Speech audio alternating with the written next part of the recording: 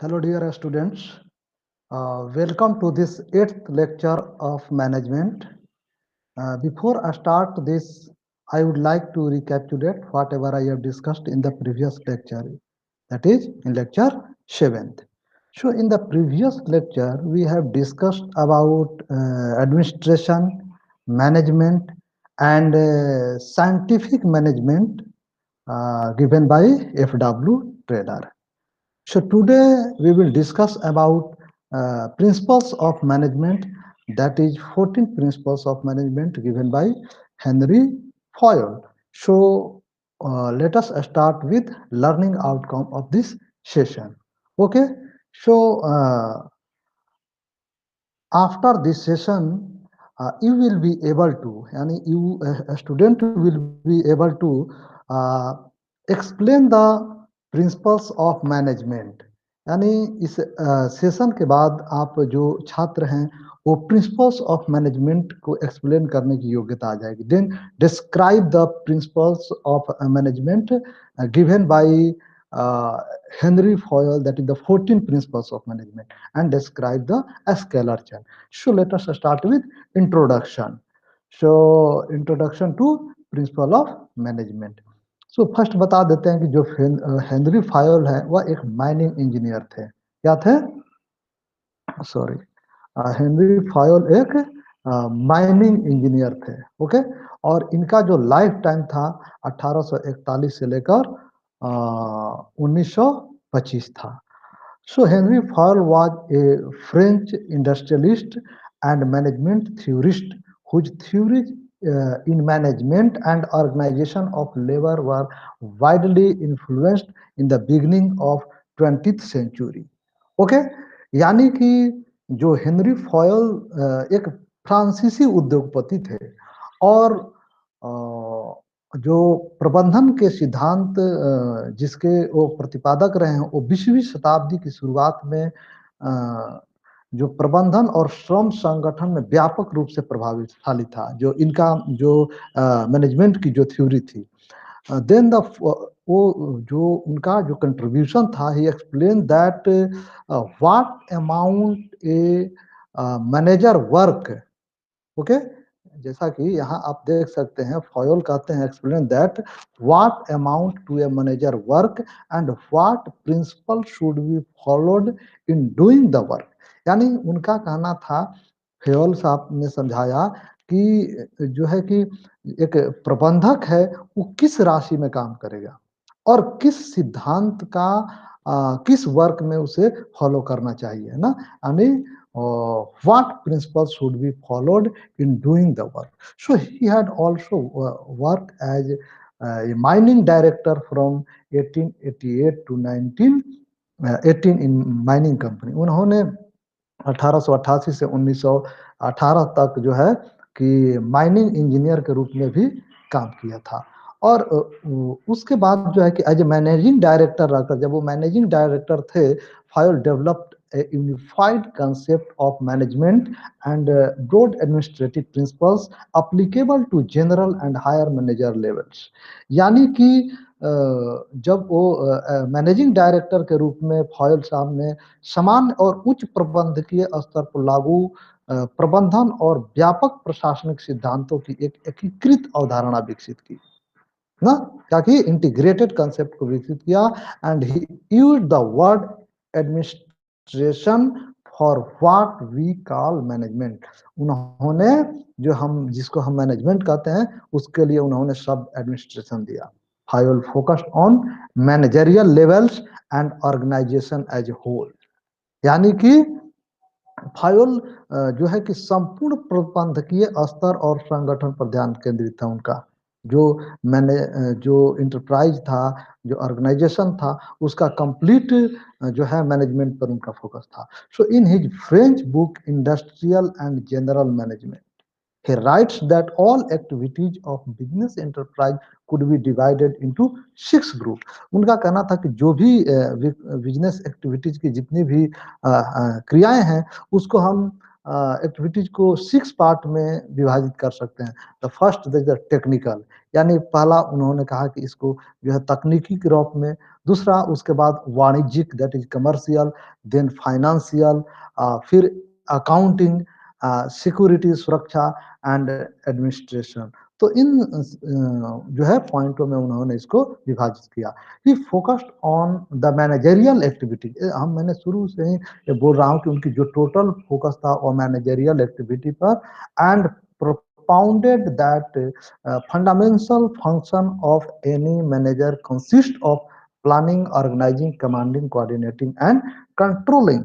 यानी कि वो कहते थे कि जो उनका इस सिद्धांत का जो क्या बोलते हैं कि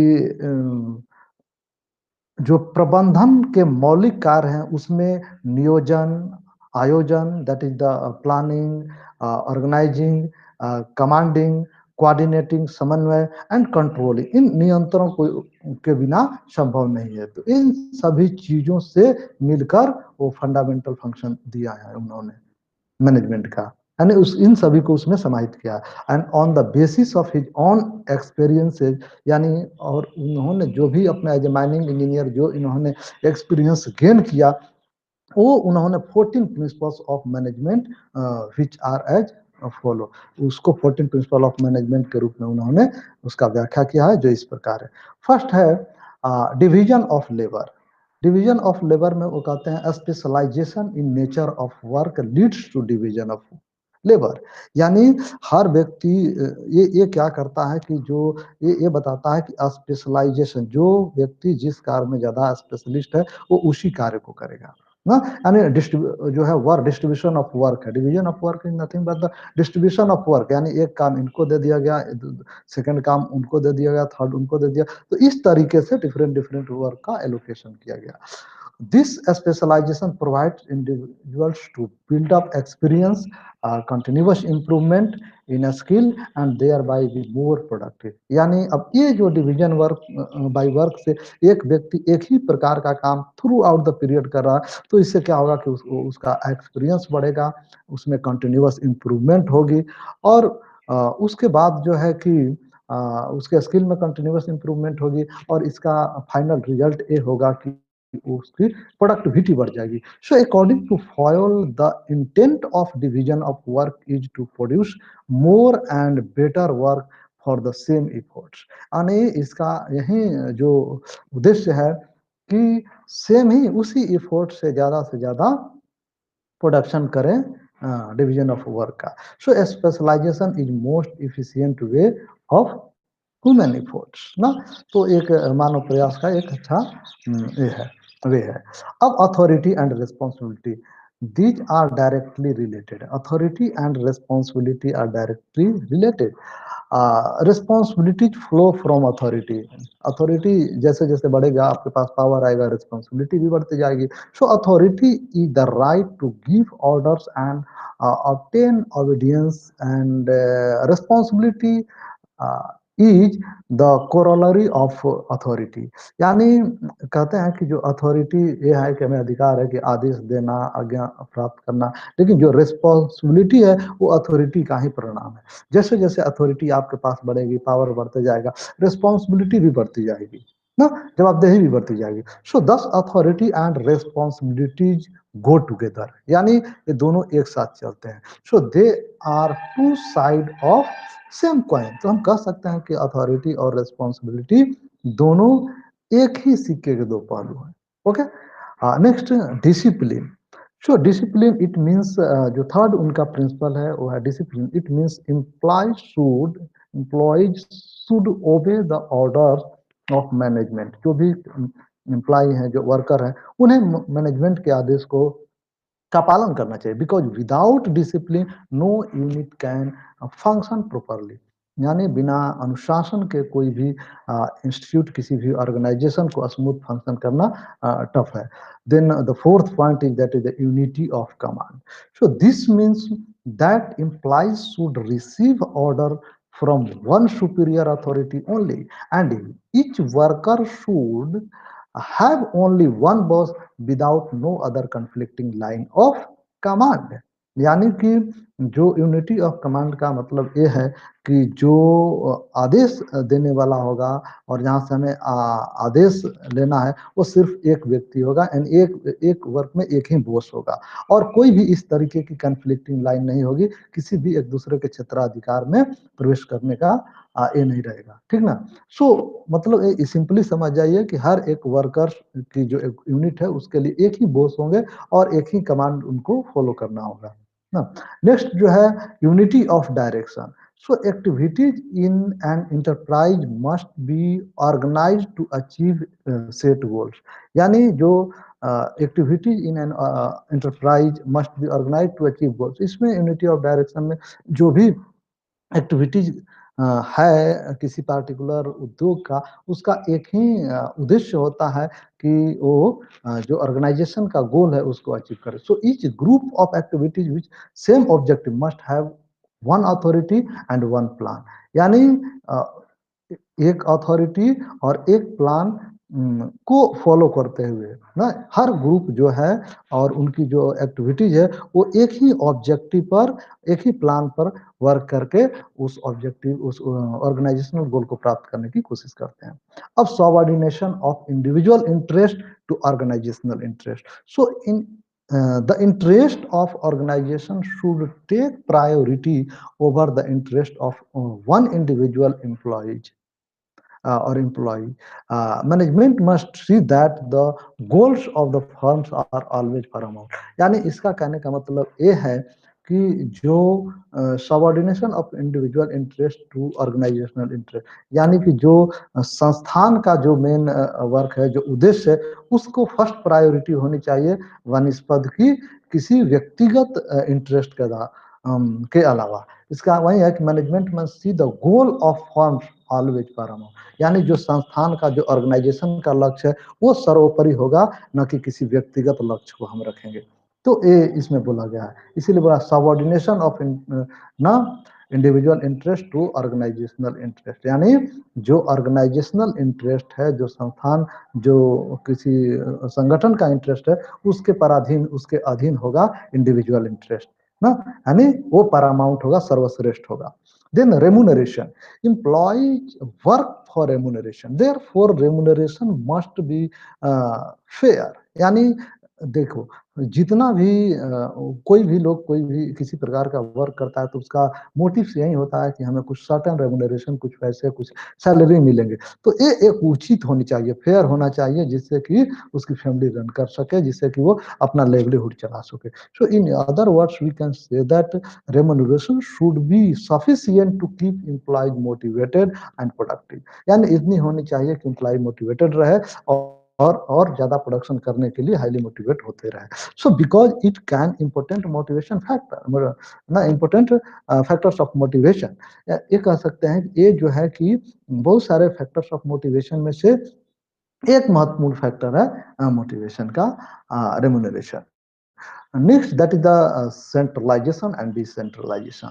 So the centralization of decision making authority or power on one central point is called centralization, whereas its dispersal among more than one person is also known as decentralization। यानी कि कहता है कंसंट डिसीजन मेकिंग पावर किसी एक particular व्यक्ति के हाथ में है तो उसको हम कहेंगे कि वो कंसंट्रेशन है पावर। लेकिन हर यूनिट पर हर लेवल पे सभी को डिसीजन लेने की पावर है तो ना एकदम ग्राउंड लेवल पर ग्राउंड द पिरामिड पर तो उसमें हम कहेंगे कि डिसेंट्रलाइजेशन ना है। तो ये चीज है सेंट्रलाइजेशन ऑफ डिसेंट्रलाइजेशन। अब डिपेंड करता है कि ऑर्गेनाइजेशन पर की और डिसीजन लेने की पावर को डिसेंट्रलाइज करता है कि सेंट्रलाइज करता है। इन लोगों की स्किल क्या है किस प्रकार के लोग वहाँ वर्कर्स है इस पे वो डिपेंड करता है। Then scalar chain line that is the line authority ये बहुत महत्वपूर्ण है ध्यान रखिएगा। The formal lines of authority from highest to lowest ranks are known as scalar chain. अब एक लाइन में पूछ दे कि व्हाट इज स्केलर चेन तो आप एक ही लाइन लिख दीजिए the formal lines of authority from highest to lowest ranks are known as scalar chain. In scalar chain every employee reports to his superior। And chain is maintain from top to bottom structure of the organization. और ये जो चैन है scalar वो पूरा ऊपर से नीचे तक ये मेंटेन रहता है। According to Fayol, organization should have a chain of authority and communication that run from top to bottom and should be followed by managers and subordinates ना। ये ऊपर से नीचे तक एक जो इसका बना हुआ है रूट, वो और वो जो मैनेजर हैं और सबॉर्डिनेट्स हैं उन दोनों के द्वारा उसको फॉलो किया जाता है। इसको हम एक एग्जांपल से देख लेते हैं और समझ लेते हैं। देखिए ये है फॉयल्स स्केलर चेन का जो आप फिगर देख रहे हैं। कहता है कि in this situation where there is one head, head A है, एक ही हेड है, and who has two lines of authority under him. उनके पास दो लाइन ऑफ अथॉरिटी है, लाइन एक है B to F, second line L to T है। If E has to communicate with O, यदि ई को ओ से बात करनी है, ओके, तो क्या करना होगा? who is if E had to communicate with V who is at the same level of authority, then he एक ही लेवल पे हैं दोनों, ई और सेम लेवल ऑफ अथॉरिटी पे हैं, तो उनको करना पड़ेगा, यानी कि then he has to traverse the route E D C B A L M N O, यानी इनको यहाँ से ऐसे जानी पड़ेगी, इनको ओ से बात करने के लिए यहाँ, और फिर यहाँ से रिटर्न होकर ऐसे आना पड़ेगा, then he will be able to talk with O. So this is due to principle of scalar chain. तो यह रीजन क्या है? प्रिंसिपल ऑफ स्केलर चैन के कारण ये इस तरह की स्थिति है ना, followed in the situation. So if there is an emergency, अब रहे कि कोई इमरजेंसी है, then what will be happen, how he can contact with O? So E can directly contact with O through gang plank method. Gang plank में direct इससे बात कर सकता है, सो इन द डायग्राम ये जो आपको दिखाया गया है इससे डॉटेड लाइन से, इसके माध्यम से वो डायरेक्ट, तो अब बोलता है कि किस कंडीशन में डायरेक्ट यदि ऐसा फिगर दे दे तो पूछे कि इसको क्या आप कहते हैं, कौन सा मेथड कहते हैं, तो गैंग प्लैंक बोलते हैं। तो ये चीज आप ध्यान रखिएगा। ऑब्जेक्टिव यहाँ से भी पूछ सकता है, in practice you find that a worker can not directly contact with the CEO ना। तो इस तरीके से आप जान जाइए कि डायरेक्टली आप हाई अथॉरिटी से नहीं कर सकते हैं, उसका एक बना हुआ है, चैन बना है, उसका लेवल बना है, उसके थ्रू प्रॉपर चैनल से बात करते हैं। अब जो है 10 number, that is the order. So it refers to material order, social order necessary for proper functioning of an organization ना। ऑर्डर हो सकता है कि मटेरियल से रिलेटेड, सोशल ऑर्डर के, ताकि हमारा वो संस्थान जो है सही तरीके से फंक्शन कर सके। दूसरे शब्दों में कह सकते हैं peoples and materials must be in suitable place at appropriate time for maximum efficiency, यानी right man and right material should be at the right place ना। यदि इस तरीके से रहेगा, सब उचित स्थान पे रखेंगे, रखा रहेगा, तो इससे स्मूथ फंक्शनिंग करने में ऑर्गेनाइजेशन को हेल्प मिलेगा। नेक्स्ट इक्विटी ना, निष्पक्षता जिसको न्याय सम्य कहते हैं। So all employees must be treated with fairness, kindness and justice, यानी जितने भी एम्प्लॉयज हैं उन्हें निष्पक्षता, दया और न्यायपूर्वक बिहेवियर वर्क प्लेस पर करना चाहिए। It emphasises on kindness and justice in behaviour of manager towards worker, यानी जो वर्कर के प्रति मैनेजर का बिहेवियर है उनमें काइंडनेस और जस्टिस जो है कि न्याय और दया दिखनी चाहिए। So and there should be no discrimination, it means that there should be no discrimination against any one on the account of sex, religion, language, caste, belief और नेशनलिटी। यानी इसका कहने का मतलब है कि किसी भी हाल पर, चाहे उनके लिंग के आधार पर, जाति के आधार पर, धर्म के आधार पर, यहाँ बिलीफ के आधार पर, राष्ट्रीयता के आधार पर, किसी भी आधार पर उनके साथ कोई डिस्क्रिमिनेशन वर्क प्लेस पे नहीं होनी चाहिए। Next that is the stability of tenure for personnel, यानी स्टेबिलिटी का मतलब ये है कि जो जॉब जो लोग वर्क कर रहे हैं उनके कार्यकाल में एक फिक्स होनी चाहिए, स्टेबल होना चाहिए ना। So stability of tenure of job among personnel is necessary for successful operation of an organization. किसी भी संगठन को सफलतापूर्वक ऑपरेट कराने के लिए उसके जो भी कर्मी हैं, उन कर्मियों के जॉब स्टेबल होनी चाहिए, because recruitment, selection and training cost will be high ना। उनको रिक्रूट करना, चुनाव चुनना, फिर उनको ट्रेनिंग पर भेजना, ये सारा मिलाया जाए तो एक लॉन्ग टर्म प्रोसेस है और इनकी कॉस्ट भी आई। So that the stability in tenure of professional is good for the health of business ना। यानी बिजनेस के लिए भी ये बहुत अच्छा है। Next, that is the 13 point, initiative means, initiative it means taking the first step with self motivation. जो भी है जो भी एम्प्लॉयज हैं, जो भी स्टेप लेते हैं, अ, उन लोगों को सेल्फ मोटिवेटेड होना, मैं आप लोगों को भी बताता हूँ कि बहुत जरूरी है to do something. So it is thinking out and executing plan ना। ये सोचना और प्लान को उस पर अमल करने की एक कह सकते हैं कि प्रक्रिया है। So initiative should be encourage and it helps in growth of an organization. और कोई भी एक अच्छा इनिशिएटिव या कोई फर्स्ट आगे आता है कुछ करने के लिए, तो हमें उसको जो है कि एनकरेज करना चाहिए, उत्साहित करना चाहिए। And that is the last principles of Fayol is spirit de corps. मतलब दल भावना जिसको हम कह सकते हैं, वो होनी चाहिए, लोगों की समूह की भावना होनी चाहिए। It strives for the involvement and unity of employees. यह जो है जो हमारे एम्प्लॉयज, जो कर्मचारी हैं, उनकी सहभागिता और उनकी एकता को बनाए रखने का प्रयास करता है। Manager are responsible for development of morale in the work place, individually and in the area of communication. यानी कि मैनेजर का ये उत्तरदायित्व है कि जो वर्क प्लेस है, वहाँ पर लोगों की मनोबल और हौसला को बनाए रखे। और ये तभी हो सकता है एक उचित कम्युनिकेशन के माध्यम से, ताकि लोग एक वर्किंग इन्वायरमेंट में वर्किंग इन्वायरमेंट वहाँ व्याप्त रहे। तो spirit de corps contribute to the development of culture and creates an atmosphere of mutual trust and understanding. Spirit corps contribute to the development of culture. अब ये क्या करता है कि वो कल्चर भी विकसित करता है, create atmosphere of mutual trust and understanding, और लोगों के बीच एक म्यूचुअल ट्रस्ट और आपसी तालमेल की भावना को भी विकसित करता है। So in conclusion we can say that all the principles of management can be used to manage organization।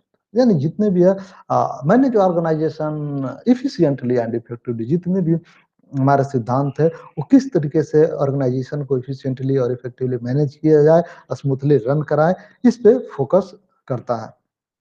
And these are useful tools for forecasting, planning, process management, organizing management, decision making, coordinating and control। तो ये सारी चीज जो है कि useful tools हैं, जिससे कि हम फोरकास्ट कर पाए, प्लानिंग कर पाए, प्रोसेस मैनेजमेंट कर पाए, इन सारी चीजों के लिए। अब कुछ क्वेश्चन है इस लेक्चर के आधार पे, जो आप इसको देखने के बाद इसको सॉल्व करने की कोशिश कीजिएगा कि क्या कितना आप कर पा रहे हैं। और आप ज़्यादा पढ़ने के लिए रेफरेंसेज है, यहाँ से मैं इसको प्रिपेयर किया हूँ, आप देख सकते हैं। ओके, तो आज के इस लेक्चर में हम लोग क्या पढ़े, इसमें ये पढ़े कि 14 principles of management given by Henry Fayol. देन उसके बाद हम लोग ये जाने 14 प्रिंसिपल में ही डिफरेंट जो है कि प्रिंसिपल का इम्पोर्टेंस क्या है, वो किस प्रकार से मैनेजमेंट को और ऑर्गेनाइजेशन को स्मूथ रन कराने में हेल्प करता है। ओके, तो इसी के साथ इसको अंत करते हैं। Okay, thank you for your